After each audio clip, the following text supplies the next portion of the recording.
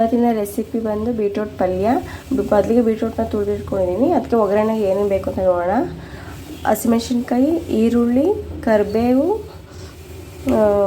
ಕಡಲೆಬೇಳೆ, ಸಾಸಿವೆ, ಅರಿಶಿನ.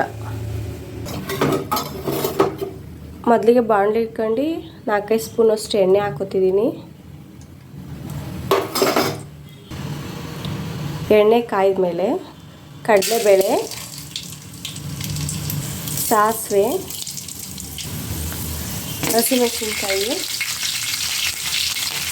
ಈರುಳ್ಳಿ, ಕರಿಬೇವು ಹಾಕೊಂಡು ಫ್ರೈ ಮಾಡ್ಕೊತಾ ಇದ್ದೀನಿ.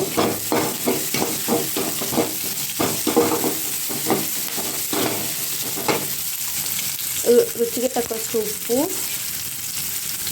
ಸ್ವಲ್ಪ ಅರಿಶಿನ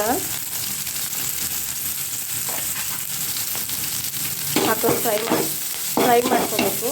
ಸ್ವಲ್ಪ ಈರುಳ್ಳಿ ಫ್ರೈ ಆದಮೇಲೆ ತುರಿದಿಟ್ಕೊಂಡು ಬೀಟ್ರೂಟ್ ಹಾಕೋತಾ ಇದ್ದೀನಿ. ಹಾಕ್ಕೊಂಡು ಮಿಕ್ಸ್ ಮಾಡ್ಕೋಬೇಕು.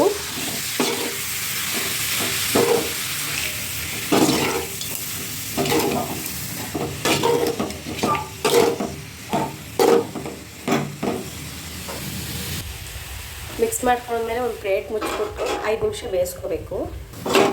ಮಿಡದಲ್ಲಿ ಸ್ವಲ್ಪ ಮಿಕ್ಸ್ ಮಾಡ್ಕೋಬೇಕು. ಸ್ವಲ್ಪ ಕೊತ್ತಂಬರಿ ಹಾಕೋತಾ ಇದ್ದೀನಿ.